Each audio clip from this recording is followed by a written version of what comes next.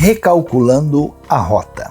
Com certeza você já ouviu isso em algum lugar. E quando a gente fala dessa necessidade de retomar o caminho diante de um novo cenário, é tão interessante pensar na maneira como Deus revela a sua vontade para nós. Muitas vezes, quando a gente lê a Bíblia, o famoso livro sagrado, a gente fica confuso por que essa história está sendo contada de novo. Será que nós estamos aqui substituindo uma história pela outra? Será que a primeira vez que a história foi contada tem alguma coisa equivocada, errada, que precisa ser consertada? O que é que está acontecendo? É tão interessante observar, por exemplo, os próprios evangelhos. Eles contam a mesma história e daqui a pouco tem um enfoque diferente, uma rota realinhada em algumas histórias.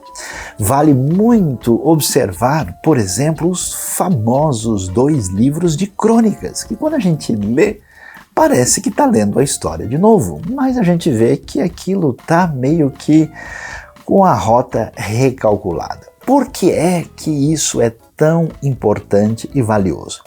Em primeiro lugar, porque, na verdade, nós temos o nosso conhecimento e relacionamento com Deus, e quando chega diante de um novo cenário, é preciso integrar esse conhecimento com a nova realidade. Novos momentos históricos nos trazem um recalculamento da rota no texto bíblico. Então, quando a gente lê, por exemplo, o livro de Samuel, os 2 de Samuel, os 2 dos reis, e vai ler crônicas, agora nós estamos de um novo cenário, que é preciso ler a história de novo e separar aqueles aspectos fundamentais que nos ajudam a ter esperança e entender a realidade de uma maneira absolutamente mais adequada para o momento, para a nova fase da história.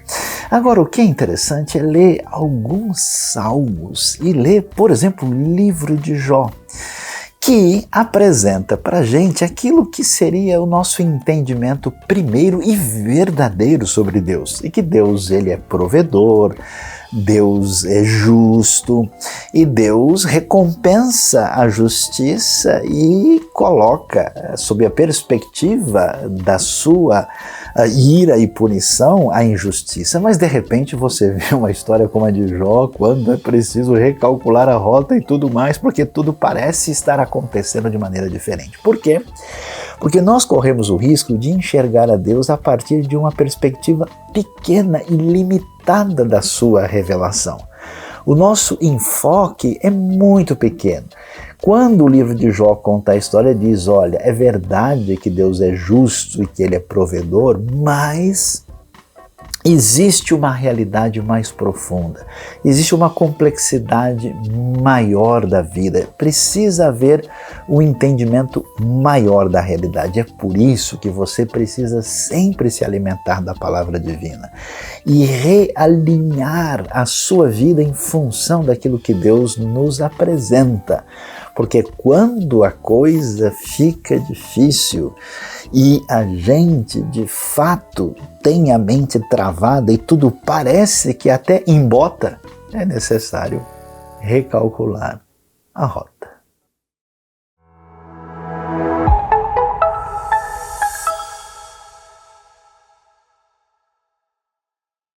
Olá, meu nome é João Guilherme, essa é minha esposa Laura. Sejam bem-vindos a mais uma celebração da EBNU. Convidamos vocês para participar desse momento de adoração e reflexão da Palavra de Deus. Não deixem de compartilhar esse vídeo com seus amigos e familiares e tenham uma ótima celebração. Tchau, tchau.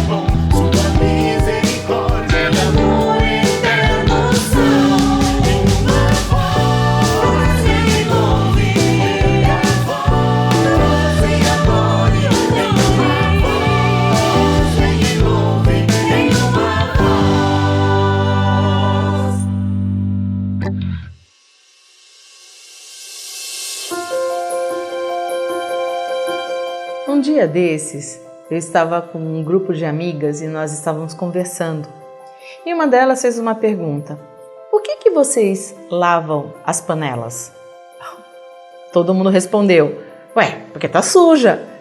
E ela falou: não, vocês lavam as panelas porque vocês tiveram comida para cozinhar. E lavar a panela é um motivo de gratidão.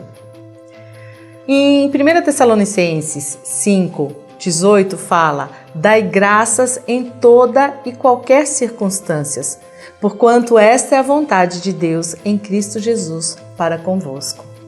Então, dar graças a Deus por todas as coisas, sejam as boas ou até a panela suja, é muito importante. Eu não sei quais são os motivos, talvez ruins, que estejam acontecendo na tua vida, mas lembre-se de uma coisa: todas as coisas cooperam para o bem daqueles que amam a Deus. Então, dê graças ao Senhor, porque Ele é bom e a sua misericórdia dura para sempre.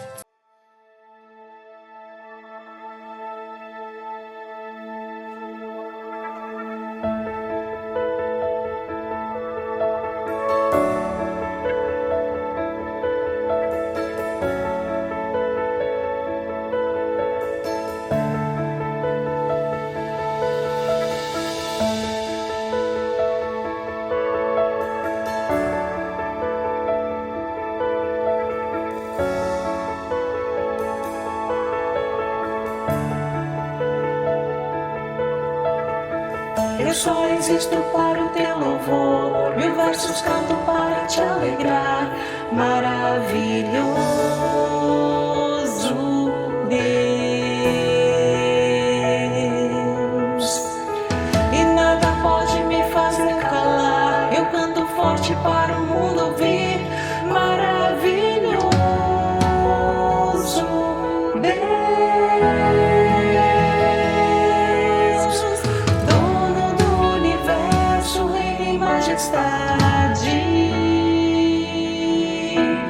amoroso Pai, por toda a eternidade.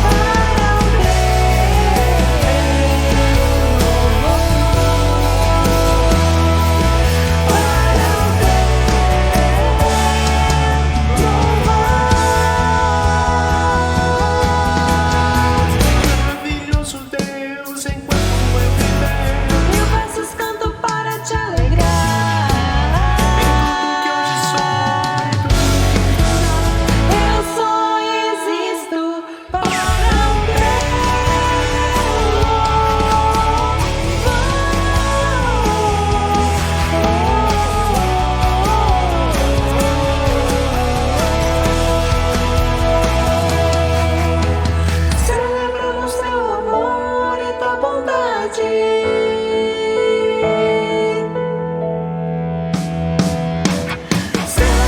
teu amor e tua bondade, só para o teu louvor.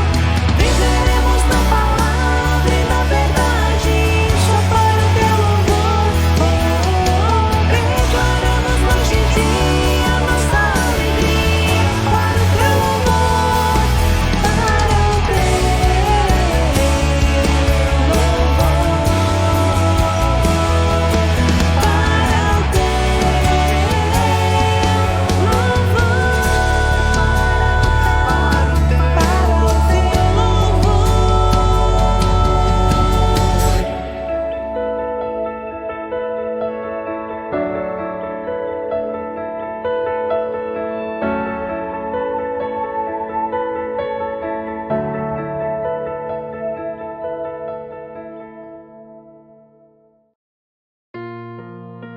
Chegou o momento da intercessão, momento de agradecermos a Deus e levarmos a Ele as nossas necessidades, as nossas petições. Vamos orar? Senhor Deus, obrigada por esse novo dia, pela vida que o Senhor concedeu a cada um de nós. Te louvamos por termos tantos motivos de gratidão, Senhor. Ajuda-nos a lembrar de todos eles, Senhor, a cada dia realmente contar as bênçãos. Mas, Pai, há pessoas que sofrem, pessoas que estão necessitadas de trabalho, de saúde, de paz de espírito, Senhor. E por essa nós queremos interceder, Senhor. Que o Senhor coloque a Tua mão sobre elas, que a Tua bondade, a Tua misericórdia as alcance, que elas possam encontrar descanso em Ti, Senhor. Também queremos interceder pelo nosso lugar, que realmente as obras possam ir adiante, avançando, Senhor. Que o Senhor dê sabedoria, que o Senhor cuide dos funcionários que estão ali trabalhando, que não aconteça nenhum acidente de trabalho, Pai, e que em breve nós possamos estar mudando para lá e que realmente seja bênção para aquele bairro, para todos nós, Senhor. E também pelo nosso governo, nosso país, Senhor. Queremos estar intercedendo por eles, Senhor. O nosso desejo é que eles Te encontrem e assim governem com sabedoria, com retidão, Pai. Esse é o nosso maior desejo. Por isso pedimos que o Senhor os encontre, que eles possam receber-Te como Senhor e Salvador de suas vidas. E nós, como civis, realmente possamos estar fazendo a nossa parte, aonde o Senhor nos colocou, para que sejamos bênção na vida das pessoas que estão à nossa volta, nosso bairro, o nosso país. Que em tudo o que fizermos realmente seja para a honra e glória do Teu nome. Amém.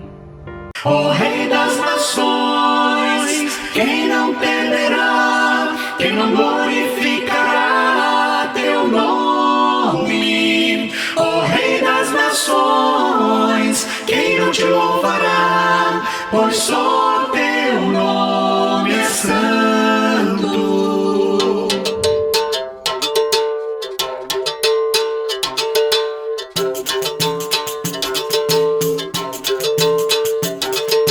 Grandes são as Tuas obras, Senhor Todo-Poderoso. Justos e verdadeiros são os Teus caminhos. Grandes são as Tuas obras, Senhor Todo-Poderoso. Justos e verdadeiros são os Teus caminhos. Ó Rei das nações, quem não temerá, quem não glorificará Teu nome? Ó Rei das nações,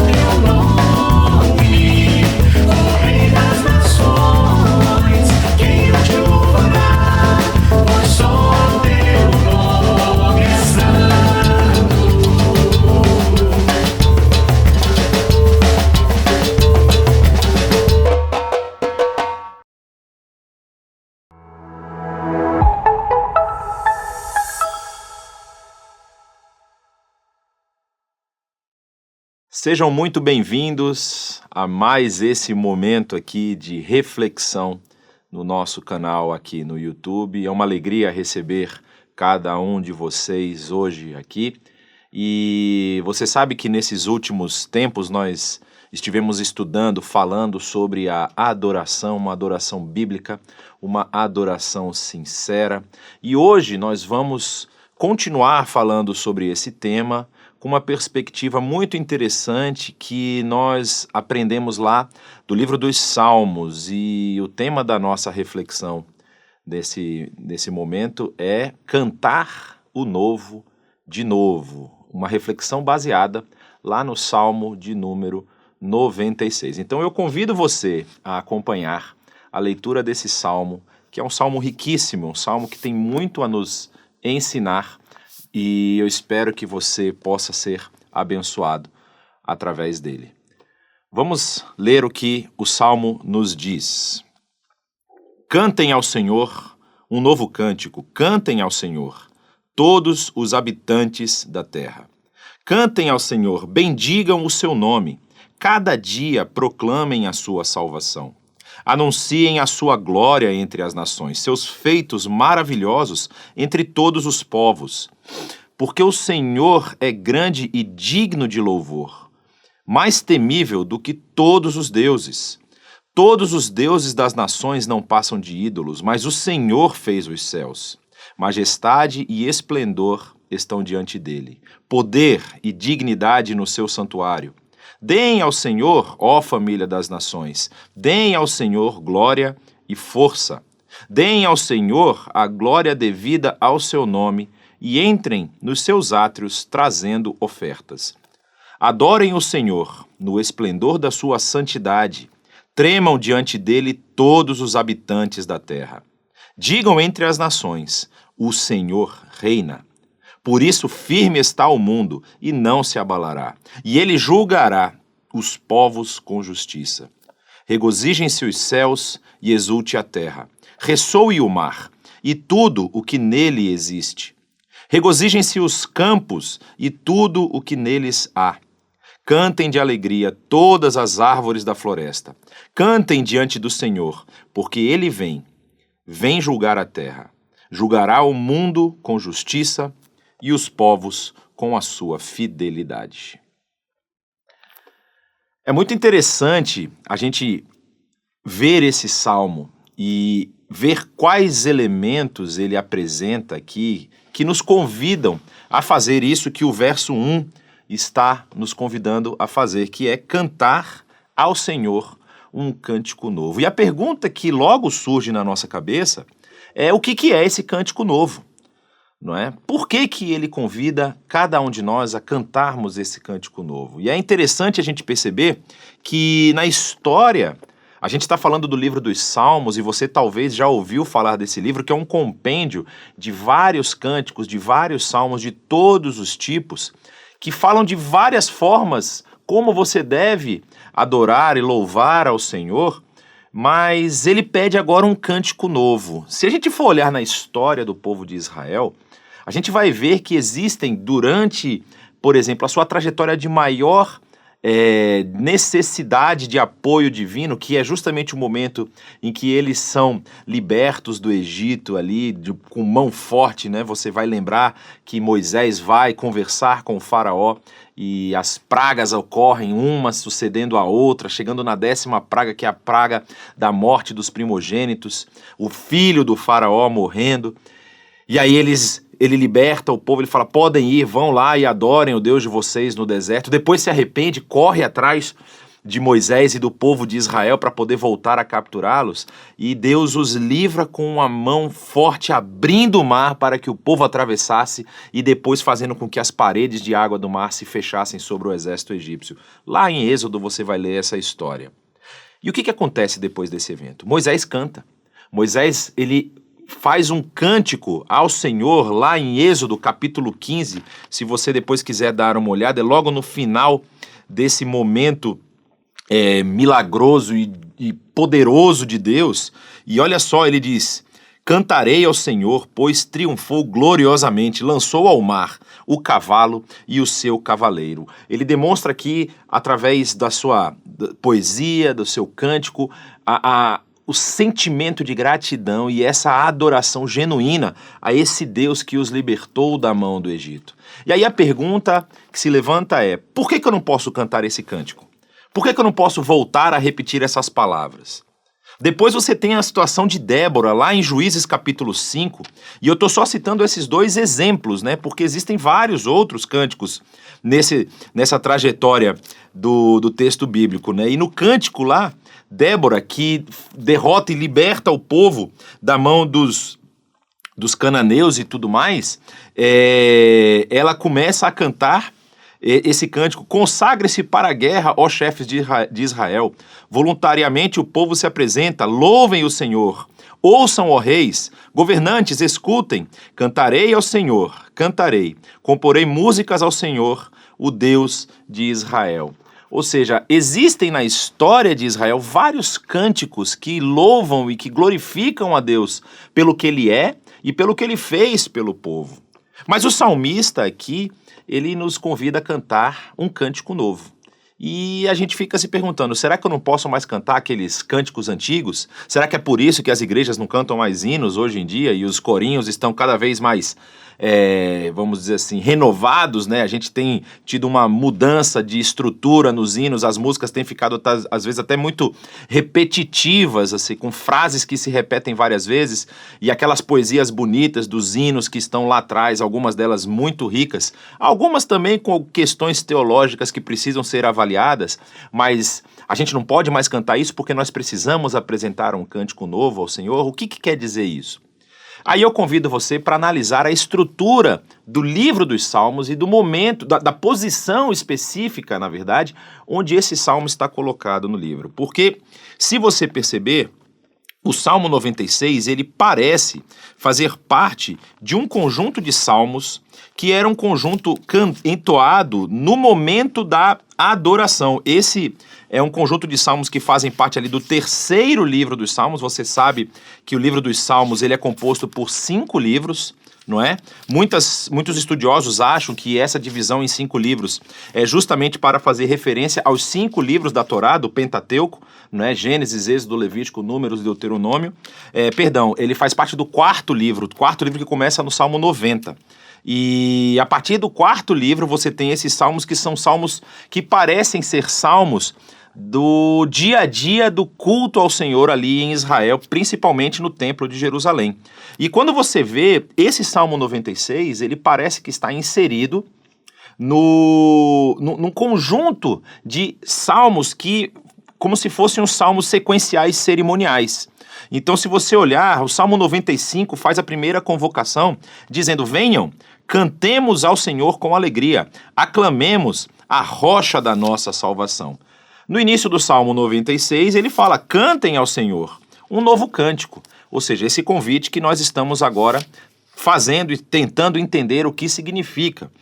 No Salmo 97, ele afirma: o Senhor reina, exulte a terra e alegrem-se as regiões costeiras distantes. No Salmo 98, adivinha só, ele convida novamente a um cântico novo.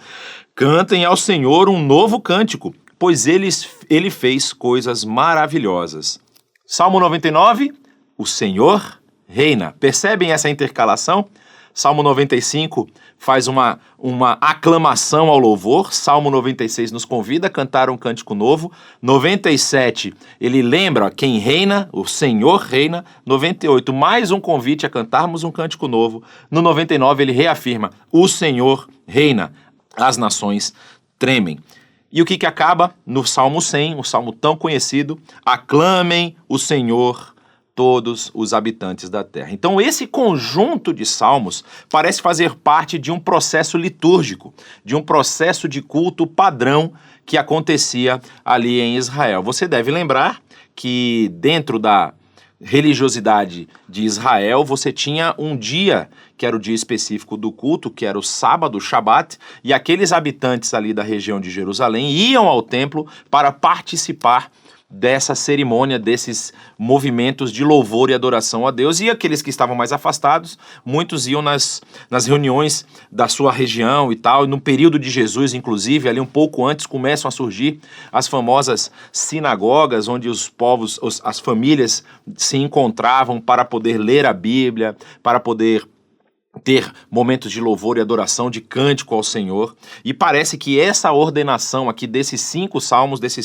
salmos, do 95 até o 100, fazem parte dessa forma litúrgica da época. E o que é interessante é que esse Salmo 96, junto com esse outro conjunto aqui de salmos que nós falamos, ele parece ser um convite a uma adoração genuína. E quando a gente vai falar desse cântico novo, nós não estamos dizendo que não se podem falar os cânticos anteriores, mas na verdade esse cântico novo ele deve surgir justamente desse movimento que a vida com Deus, a vida de adoração, a vida de submissão a Deus gera.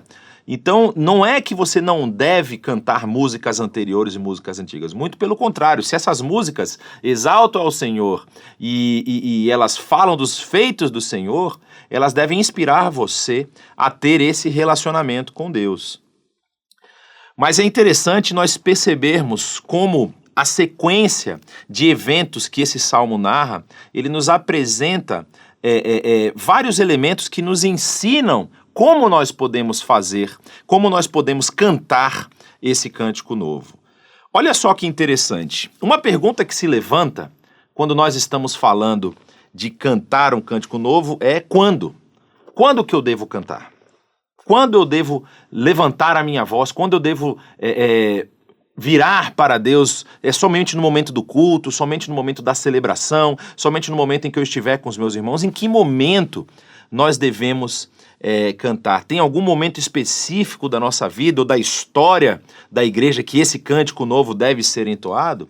Eu acho interessante a gente perceber que esse cântico novo ele é mencionado em vários lugares da Bíblia. E um lugar que eu achei especialmente interessante mencionar aqui para vocês é o que nós vamos encontrar lá no final do texto bíblico, no livro do Apocalipse. Se você quiser me acompanhar, Apocalipse capítulo 5, João relata ali uma série de visões, e nós tivemos, inclusive, não faz muito tempo aqui no nosso canal, um estudo sobre Apocalipse 5 muito interessante. Eu recomendo que vocês assistam também sobre esse texto, que é espetacular, maravilhoso. Mas assim, a partir ali do final do capítulo 3, onde João está relatando as 7 igrejas da região da Ásia Menor, as famosas igrejas do Apocalipse, e ele vai relatar aqueles recados que o Senhor Jesus passa para a sua igreja. E quando ele entra no capítulo 4, ele vai falar que ele tem uma visão de uma porta aberta. E o anjo o convida a entrar por essa porta, e ele tem a visão de um trono. Ali no capítulo 4, a partir do verso 6, diz: no centro, ao redor do trono, havia 4 seres viventes cobertos de olhos, tanto na frente como atrás. E aí ele descreve cada um deles e diz que eles dia e noite repetem sem cessar: Santo, Santo, Santo, é o Senhor, o Deus Todo-Poderoso, que era, que é e que há de vir. E mais para frente ele vai falar de 24 anciãos que estão sentados, que vão se prostrar diante daquele que está assentado no trono, e diz que eles lançam as suas coroas diante do trono, dizendo: Tu, Senhor, tu, Senhor e Deus nosso, és digno de receber a glória, a honra e o poder, porque criaste todas as coisas, por tua vontade elas existem e foram criadas. Então esses 24 anciãos, que parecem representar líderes da terra, eles lançam as suas coroas diante do trono, dizendo assim: nós não devemos reinar, é o Senhor quem reina. E aí no capítulo 5 que eu mencionei para vocês, diz o seguinte, que esses 4 seres viventes e esses 24 anciãos, eles cantam um cântico novo, dizendo ali a partir do verso 9, eles cantam um cântico novo Tu és digno de receber o livro e de abrir os seus selos, pois foste morto e com teu sangue compraste para Deus gente de toda a tribo, língua, povo e nação. Então você vai perceber que esse cântico novo, ele ecoa por todas as eras e por todos os momentos e todos os séculos.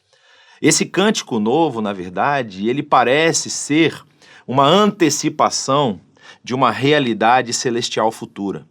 Ou seja, essa realidade que João já percebeu lá, recebida na sua visão, na visão do Apocalipse, que demonstra que até os seres que estão diante do trono recitam e cantam um cântico novo. Esse é o cântico novo que nós devemos cantar. Então, qual é o momento? Quando nós devemos cantar um cântico novo? Em todo o tempo. Em todos os momentos. Ou seja, a pergunta que se levanta é: se esse cântico novo é um cântico que levanta, que surge, na verdade, que se levanta de uma vida de relacionamento com Deus, e eu percebo agora que esse cântico ele é cantado durante todas as épocas, durante todos os momentos, durante todas as eras, e até lá nas eras celestiais, no tempo insondável, lá no que nós vamos ver no futuro, eles continuam cantando um cântico novo. Nós temos que entender que isso deve fazer parte da nossa adoração cotidiana. E a pergunta que a gente vai levantar então é: como que eu vou cantar um cântico novo vivendo do jeito que eu estou vivendo? Vivendo as lutas e as realidades que eu estou vivendo? Ou seja, por quê? Quais motivos? Por que que eu devo cantar um cântico novo? E aí nós precisamos analisar o que o Salmo vai nos dizer. Ele começa dizendo: cantem ao Senhor um cântico novo. Cantem ao Senhor todos os habitantes da terra. Então aquela pergunta de quem deve cantar um cântico novo, ela já começa a ser respondida aqui. Mas a pergunta que nós estamos analisando é por que nós devemos cantar um cântico novo? Ele diz o seguinte: cantem ao Senhor, bendigam o seu nome, cada dia proclamem a sua salvação, anunciem a sua glória entre as nações, seus feitos maravilhosos entre todos os povos. Então, o primeiro motivo que o Salmo apresenta para nós da necessidade ou da razão pela qual nós devemos cantar um cântico novo é porque quando nós cantamos um cântico novo, nós proclamamos a salvação de Deus e anunciamos os seus feitos maravilhosos. E você deve lembrar que desde o Êxodo, desde quando o povo de Israel foi retirado do Egito, naquele momento lá que eu mostrei para vocês agora há pouco, Moisés cantando um cântico de adoração ao Senhor pelo livramento que o Senhor deu a eles. Desde aquele momento, Deus já tinha falado para Moisés, Êxodo capítulo 19 vai dizer isso, que o povo de Deus, aquele povo que estava sendo resgatado, seria um reino de sacerdotes.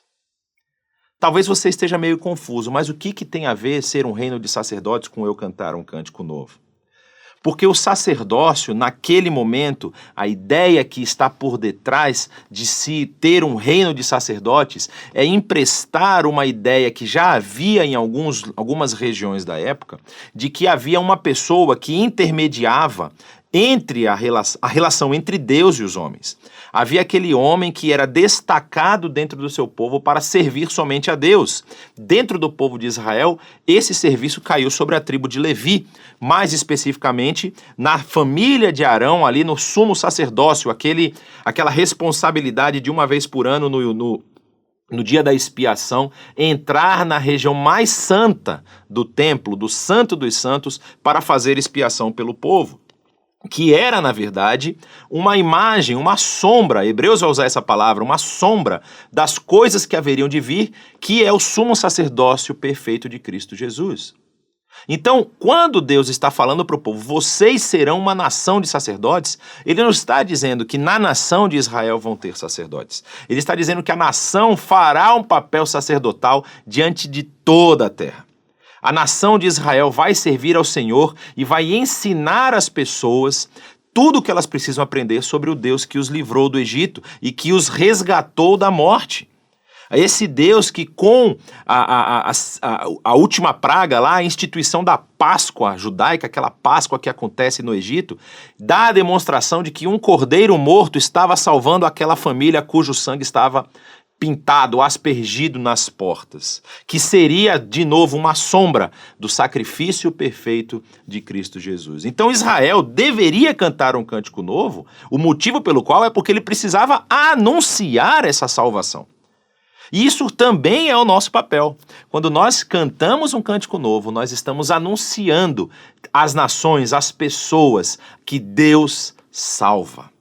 Deus salva. E não só isso, eu não só digo que ele salva, mas eu confio nesse Deus porque eu sei os grandes feitos e as grandes coisas que ele tem feito ao redor do mundo. É por isso que eu devo cantar um cântico novo. E aí tem uma outra questão, a partir ali do verso 4, que vai ser apresentada, quando ele diz: porque o Senhor é grande e digno de louvor, ele é mais temível do que todos os deuses. E olha que informação importante: todos os deuses das nações não passam de ídolos, mas o Senhor fez os céus e a terra. Fez os céus. E isso aqui ressoa claramente com a situação que Israel vivia naquele momento. A situação que o povo estava inserida, porque, se nós lembrarmos bem, Israel ele conquista a terra prometida por Deus a Abraão lá atrás, e vem com Moisés caminhando pelo deserto. Moisés morre na entrada da terra, depois Josué vai com o povo e entra na terra prometida com esse povo. Mas esse povo não elimina os problemas que estão ali ao seu redor. Inclusive, eles não conseguem expulsar todos aqueles povos que o Senhor havia mandado eles expulsar. E por conta disso, Israel se mistura com os cultos pagãos da sua época. E aí o texto de Salmos vem dizer: somente o Senhor é Deus. Todas as outras divindades, todos os deuses das outras nações não passam de ídolos, eles não fazem nada. E isso é tão interessante, porque se nós formos ver, por exemplo, lá na profecia de Jeremias, o profeta que tem o seu lamento e tudo mais, Jeremias, ele vai dar um recado para o povo de Israel na sua época, que é uma crítica. É uma crítica direta a como o povo havia se misturado com essas nações. Olha só o que nós vamos ler lá no capítulo 10 do rolo do livro de Jeremias. Diz o seguinte, a palavra de Deus: ouçam o que o Senhor diz a vocês, ó comunidade de Israel. É um recado direto à comunidade de Israel. Assim diz o Senhor: não aprendam as práticas das nações, nem se assustem com os sinais no céu, embora as nações se assustem com eles. Os costumes religiosos das nações são inúteis. Corta-se uma árvore da floresta. Um artesão a modela com o seu formão. Enfeitam-na com prata e ouro, prendendo tudo com martelo e pregos, para que não balance. Como um espantalho numa plantação de pepinos, os ídolos são incapazes de falar e têm que ser transportados, porque não conseguem andar. Não tenham medo deles, pois não podem fazer nem mal, nem bem. Não há absolutamente ninguém comparável a ti, ó Senhor. Tu és grande, e grande é o poder do teu nome. Quem não te temerá, ó Rei das Nações? Nós percebemos que o salmista está em consonância com isso. Nós percebemos que o salmista está avisando o povo: olha só, não adianta vocês ficarem preocupados ou tentando seguir os ídolos das outras nações, porque somente o Senhor tem poder. Esses ídolos ali, como Jeremias vai falar, são de madeira, é uma árvore que foi cortada da floresta. Um artesão fez lá um desenho, pintou de prata e de ouro e fez várias coisas, mas eles não podem nem andar, eles têm que ser presos com pregos para que não caiam. Eles parecem aqueles espantalhos da plantação de pepinos, é o que Jeremias vai dizer. Então, por que nós devemos cantar um cântico novo? Porque quando nós cantamos um cântico novo e anunciamos essa salvação, e nós anunciamos os seus feitos poderosos, nós também estabelecemos o padrão de adoração que devemos ter. Nós não vamos adorar as coisas, nós não vamos adorar as situações, nós vamos adorar o Deus dos céus, que nos guarda e que nos sustenta. E outra coisa muito importante: não apenas nós estabelecemos o padrão de adoração, ou seja, quem é o Deus a quem nós adoramos, mas também nós nos posicionamos com relação a esse Deus. Olha só o que o texto vai continuar nos dizendo. Majestade e esplendor estão diante dele, poder e dignidade no seu santuário. Deem ao Senhor, ó famílias das nações, deem ao Senhor glória e força, deem ao Senhor a glória devida ao seu nome, entrem nos seus átrios trazendo ofertas. Adorem o Senhor no esplendor da sua santidade, tremam diante dele todos os habitantes da terra. Quando nós cantamos um cântico novo, quando nós podemos, através da nossa adoração, expressar a grandiosidade, a maravilha dos feitos do Senhor, a sua ação salvífica, o seu amor que nos resgata, nós estamos nos colocando na nossa posição, no nosso papel. Não tem outro Deus que deva ser adorado. E na sociedade que nós estamos inseridos hoje, nós podemos ter muitos elementos os quais nós queremos adorar. Às vezes nós fazemos isso não com uma idolatria aberta, como era o problema de Israel nesse momento da história. E não era apenas o problema de Israel. Israel estava inserido num contexto onde em todas as nações havia muitas divindades a serem adoradas. Israel entra na terra de Canaã, onde havia um Deus que regia os céus, um Deus que regia a chuva, um Deus que regia a terra. Havia uma outra divindade que aceitava sacrifícios humanos. Havia divindades no Egito, cada uma controlando um aspecto da vida diária. Havia divindades na região da Mesopotâmia, havia divindades vindas de outros lugares. Depois, lá no período de Jesus, você deve lembrar que os gregos tinham muitos deuses que faziam várias coisas na atividade diária. Os romanos também, inclusive o próprio imperador foi considerado digno de adoração pela sociedade romana da época. E aí você tem um texto que diz: nada disso é válido. Nada disso pode continuar, porque unicamente a adoração deve ser direcionada ao Senhor. E aí na nossa sociedade que estamos vivendo hoje, talvez nós não tenhamos uma divindade personificada numa imagem onde nós colocamos ali a nossa fé e os nossos anseios, os nossos desejos, as nossas angústias. Mas nós muitas vezes andamos angustiados por questões cotidianas e tratamos elas como se fossem uma divindade. Eu preciso ter um salário X, eu preciso ter uma posição social tal, eu preciso ter tais e tais bens, tais e tais elementos na minha vida para poder ser aceito, ser considerado pertencente à minha sociedade. Não apenas ser pertencente, mas ter uma posição de destaque, porque pertencer apenas não é o problema. O problema é como as pessoas vão me ver dentro da sociedade que eu estou inserido. Então nós podemos trocar essa adoração genuína a esse Deus que nos sustenta e que cuida de nós por uma adoração secundária, ou seja, como se nós mesmos estivéssemos nos colocando nessa posição de sermos adorados. Ou seja, eu não consigo me relacionar com as pessoas, com aquilo que eu sou e com as minhas capacidades. Eu preciso atingir um patamar, um status que a sociedade tem colocado para mim, para eu me sentir bem, para eu sentir que eu estou sendo bem aceito, bem quisto pelas pessoas, e isso é uma espécie de adoração. Até porque quando nós analisamos friamente o que a idolatria ela se apresenta no texto bíblico, e como nós vemos ela durante a história, nada mais a idolatria é um reflexo, é uma projeção dos desejos humanos numa imagem exterior. Então, quando eu adoro uma divindade que eu mesmo criei, eu estou dizendo, eu gostaria de ser como ela. E aí eu quero que as pessoas me vejam como essa divindade. Então, por exemplo, se eu tenho problemas na área financeira, eu vou colocar diante de mim um alvo, um objetivo que vai ser ter estabilidade. E essa estabilidade se torna para mim como se fosse um Deus. E eu esqueço de depositar a minha confiança naquele Deus que sustenta todas as coisas. Esse Deus aqui que nós vimos que fez os céus e a terra. E essa é uma grande problemática da sociedade que vivemos hoje. Hoje, se você não tem um bom título, hoje, se você não tem um bom emprego, hoje, se você não está morando no bairro A, B ou C, se você não dirige tal tipo de carro, tal tipo de veículo, se você nem tem veículo, se você anda de ônibus, se você anda de metrô, você vai vendo que o seu status social, o seu capital social vai aumentando e diminuindo por conta dos elementos externos que compõem a sua vida. Mas o que nós percebemos pelo Salmo é que nada disso importa.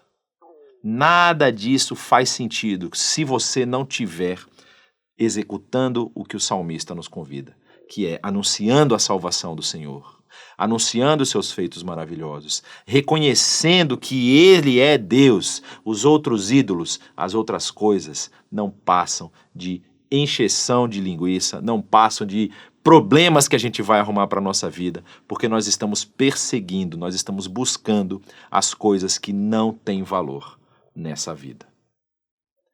E o que isso resulta? Resulta em nós estarmos impedidos por nós mesmos, não por uma questão externa, mas nós mesmos não conseguimos cantar um cântico novo, porque a nossa vida está travada, bloqueada, e a gente não consegue produzir elementos novos para agradecer ao Senhor. Aí talvez nós vamos precisar emprestar cânticos que foram cantados em outras épocas, em outras situações. E é interessante porque a pergunta que eu fiz um pouco atrás, quem deve cantar o cântico novo, ela é também respondida aqui no nosso salmo, nesse salmo que nós estamos vendo. Olha que interessante. O salmo vai continuar dizendo: digam entre as nações, o Senhor reina. E isso é muito importante, porque se o Senhor reina, ninguém mais reina.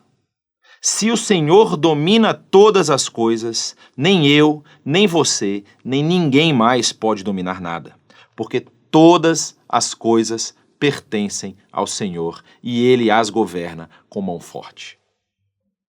E é nisso que deve estar baseada a nossa fé.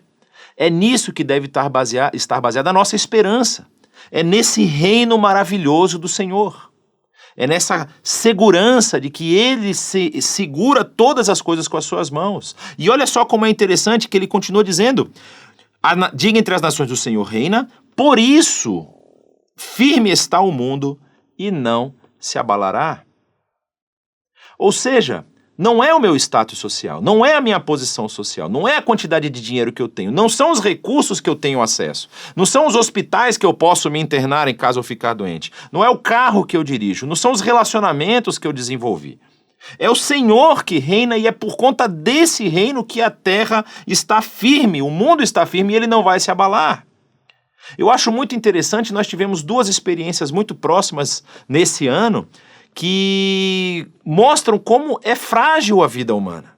Nós tivemos um terremoto terrível ali na Síria, entre a Síria e a Turquia, e muitas vidas foram ceifadas. Imagina uma pessoa que morasse naquela região, que achasse que está bem, que tem bons negócios andando, que tem sucesso dentro da sua comunidade, que é uma pessoa respeitada, e a pessoa está em casa num sábado à noite, num domingo, exatamente não me lembro quando foi, qual dia da semana foi o evento, mas ele está sentado na sua casa lá e de repente tremem os alicerces do chão, o seu prédio vem abaixo e ele perde a sua vida com tudo aquilo que ele tem.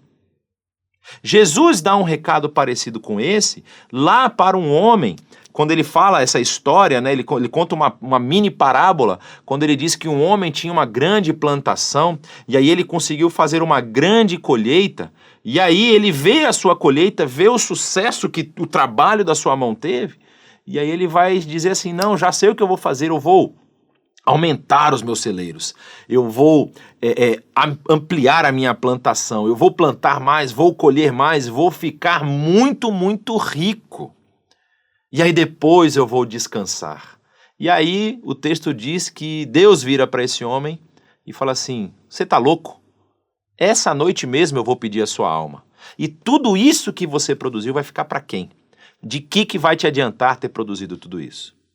Se nós não vivemos uma vida desse reconhecimento, desse entendimento de quem é o Deus que nós servimos, qual é a salvação que esse Deus traz, o que ele faz em nosso favor e como nós devemos viver a nossa vida, tudo isso que nós estamos construindo aqui não vai adiantar de nada.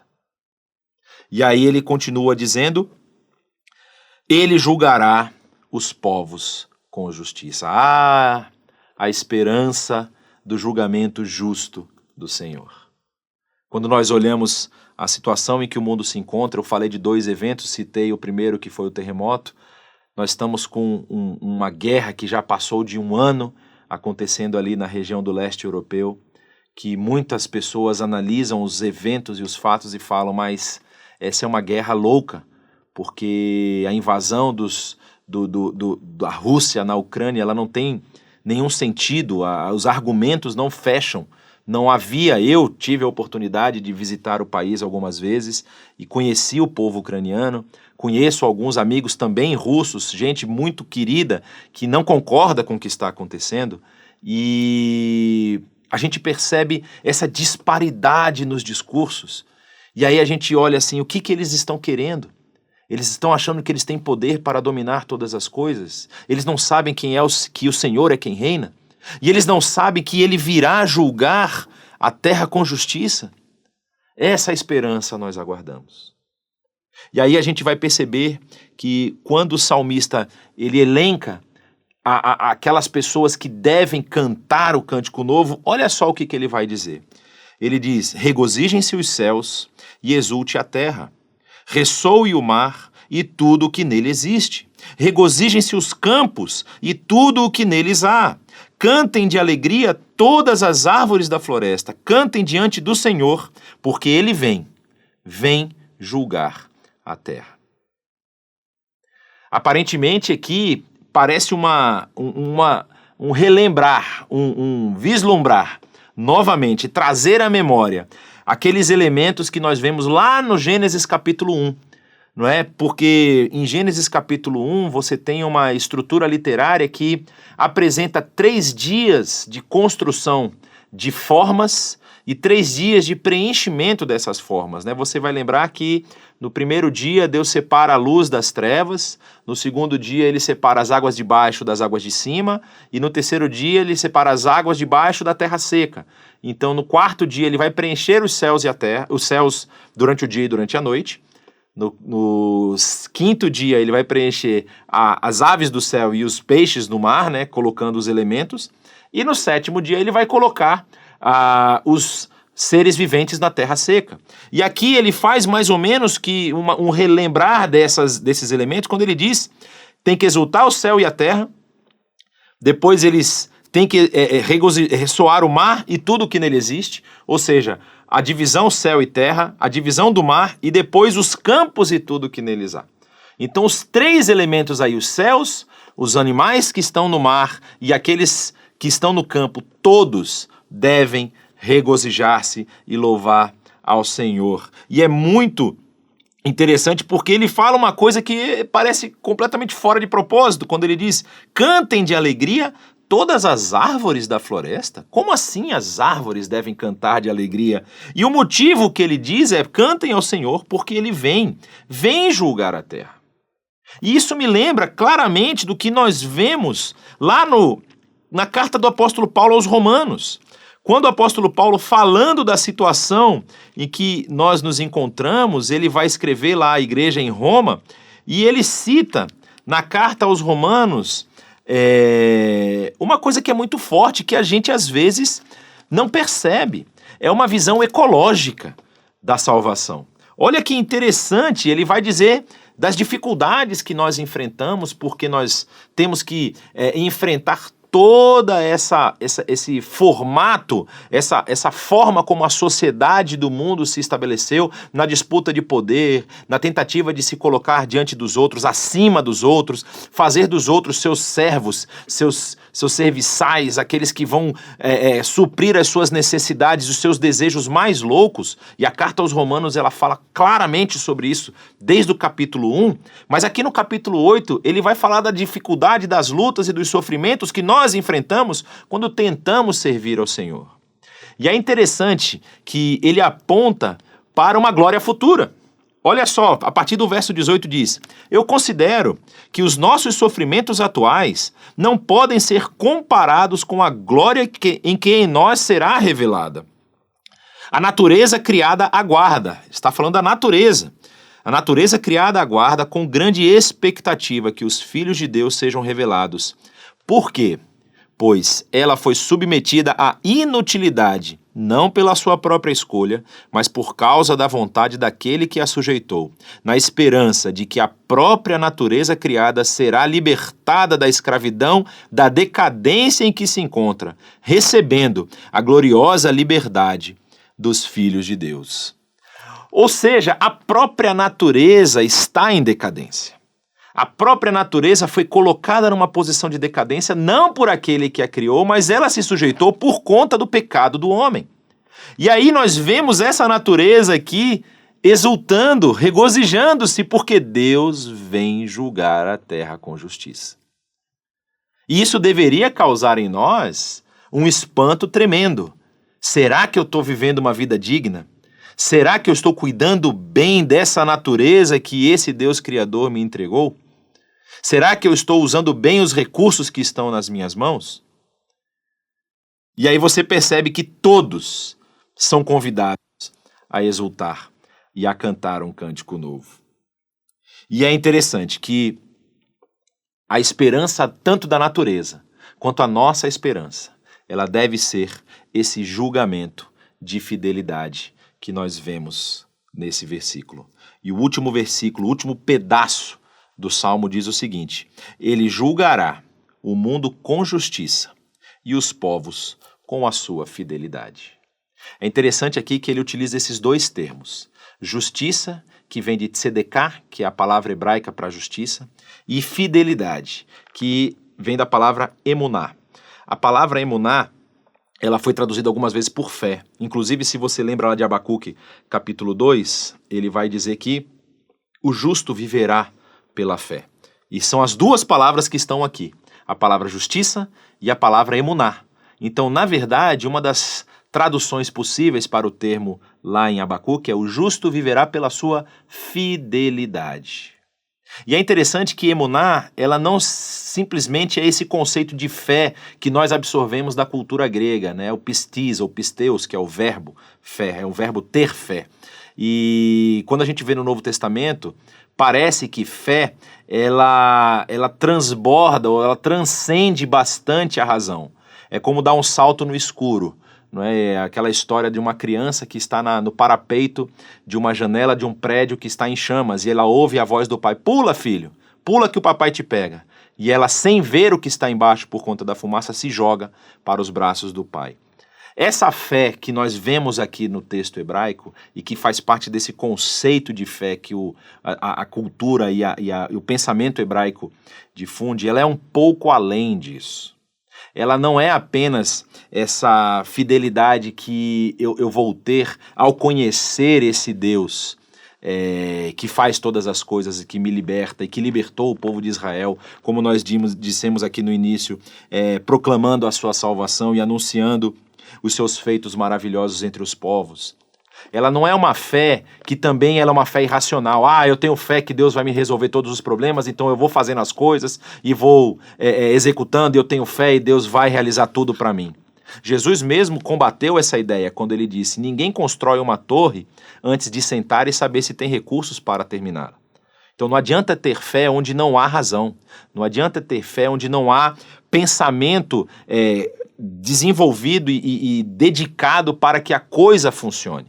Mas a fé que nós encontramos aqui, essa emuná, ela é a fé que não apenas diz: eu confio nesse Deus, mas eu dependo dele. Ou seja, eu coloco toda a minha vida e toda a minha dependência nessa fé, nessa fidelidade desse Deus à sua palavra e ao seu nome. Não fidelidade a mim, não fidelidade às coisas que eu faço, mas fidelidade à sua própria palavra, fidelidade ao seu próprio ser, fidelidade a quem ele é e essa imutabilidade do seu ser. Então eu posso confiar porque ele reina. Eu posso confiar porque ele tem feitos maravilhosos, ele já fez coisas maravilhosas. E o mesmo Deus que fez coisas maravilhosas vai continuar fazendo. Então a minha vida agora depende desse Deus. Então, o convite do salmista é muito mais do que apenas dar um salto no escuro. É muito mais do que apenas dizer, eu vou levantar as mãos e Deus que me segure. Não, é você confiar dependendo em cada passo da sua vida, do seu relacionamento com esse Deus. O cântico novo, ele não é um cântico que emana de um abandono da razão. Como se fosse a gente se lançar numa coisa impensadamente. Mas ele é justamente essa confiança que transborda do conhecimento do Senhor. A cada vez que eu conheço mais o Senhor, eu tenho mais confiança nesse Senhor que cuida de todas as coisas. E na dependência de todas as ações que Ele tem feito e que fará na minha vida. E isso nos transporta para reconhecer o Senhor em todos os nossos caminhos. Então, no dia de hoje, que você possa desenvolver essa fé de não apenas fazer as coisas e depois fazer uma oração para Deus resolver os problemas que eu arrumei. Essa fé que vai fazer você pensar, que vai fazer você raciocinar, mas que vai fazer você confiar que em tudo que você fizer, o Senhor está contigo. O Senhor vai te conduzir. Às vezes você não tem motivos para cantar um cântico novo.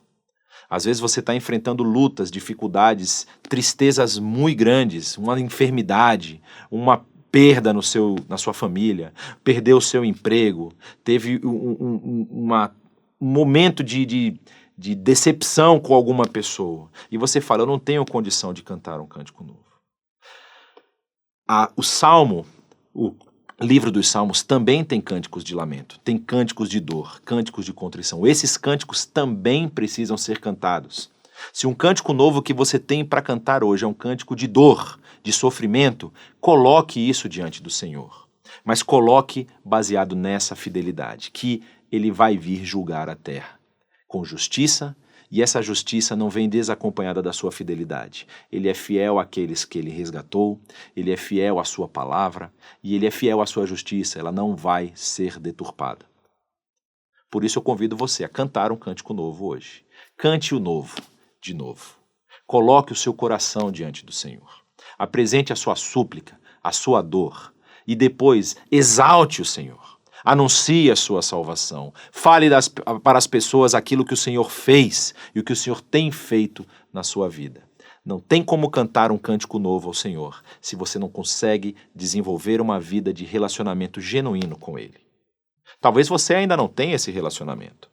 Ele está aberto para te ouvir e para te receber através do seu Filho Cristo Jesus. Que o Senhor o abençoe e que você possa a cada dia encontrar esse Deus fiel, esse Deus de justiça, guiando você em tudo o que você fizer. Amém.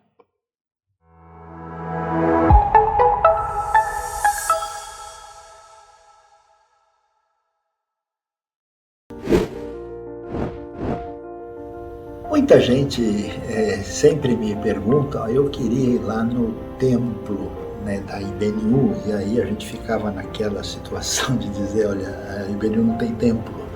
Como não tem templo, vocês se reúnem onde? A gente se reúne num espaço corporativo. Durante quase todo o nosso período, nós nos reunimos tanto no Clube Transatlântico como no World Trade Center de São Paulo, WTC.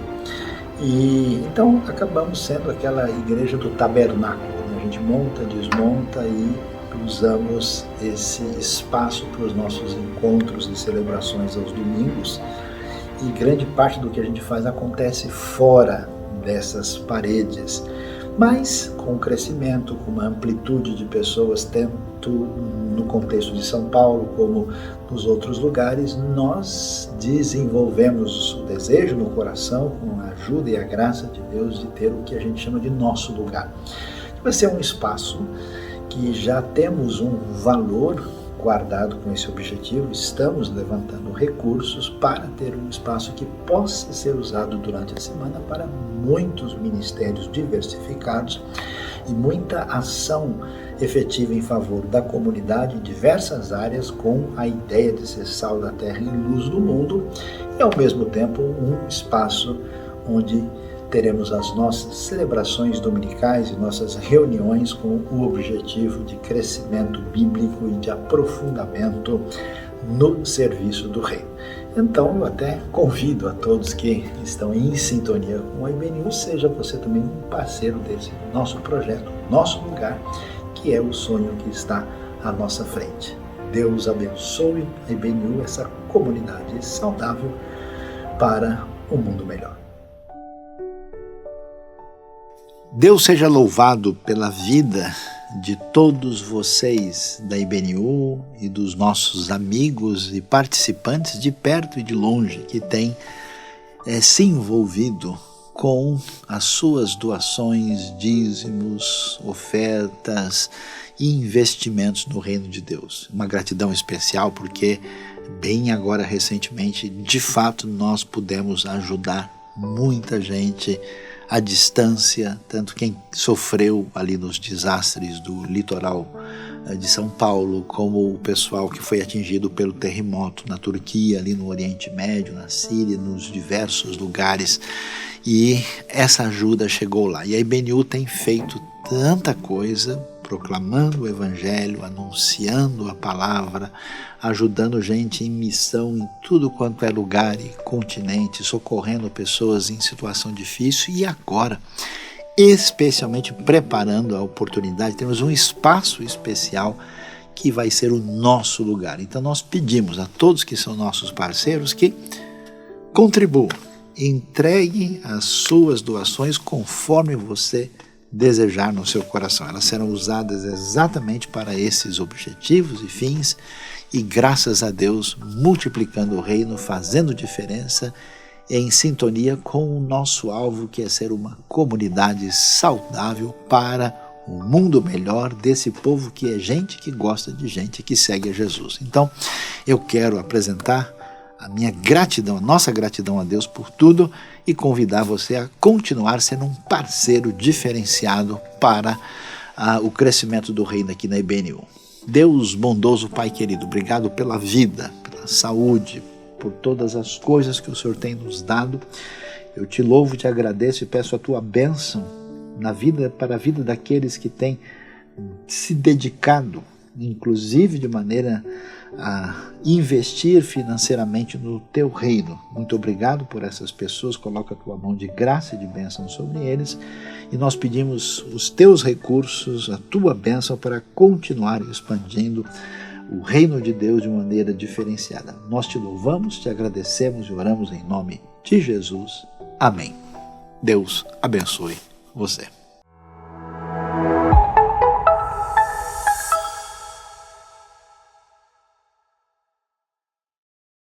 Vamos estudar a Bíblia. O nosso ensino continua aí a todo vapor e agora nós estamos com matérias novas, disciplinas novas. Você já estudou com cuidado, com detalhes, o livro de João? É tão especial, assim, é fascinante a gente conhecer o livro de João. Então, quarta-feira, às 19 horas, nós temos esse estudo. E também, você quer aprender um pouquinho mais sobre a monarquia de Israel, como é que começou tudo isso, o livro de Samuel. Então, vem com a gente também estudar às quintas-feiras, às 19 horas. Tá muito especial, você não pode perder. Vem com a gente. Atenção, atenção, IBNU, mudança total. A partir desse mês de abril, nós estaremos num novo local no nosso encontro presencial de domingo. Não será mais no WTC. Por razões de logística, por razões de fazer uma celebração mais adequada para nossa comunidade crescente, estamos, a partir do primeiro domingo de abril, nos reunindo no Hotel Transamérica Berrini, que fica pertinho ali da própria Berrini, na rua Quintana, número 1012. Então, não se esqueça, IBNU mudou de lugar e todo domingo, a partir das 10h30, queremos ver você lá. Nós agradecemos por você ter participado, por você estar com a gente aqui na IBNU, e nós chamamos também, convidamos você a compartilhar desse conteúdo, dessa celebração e de todas as mensagens, palestras, estudos que a gente tem. Se inscreva no nosso canal e compartilhe aí com quem você ama. E a gente tem também, tá presente nas redes sociais, no Facebook, no Instagram. Então, vem com a gente, participe de tudo. Boa semana a todos!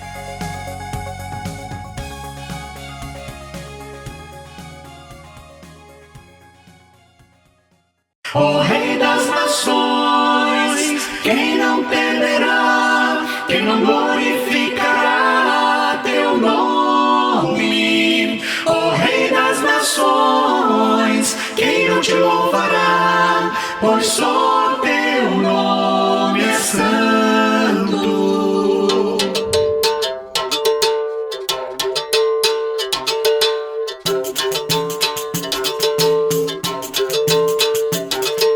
Grandes são as tuas obras, Senhor Todo-Poderoso, justo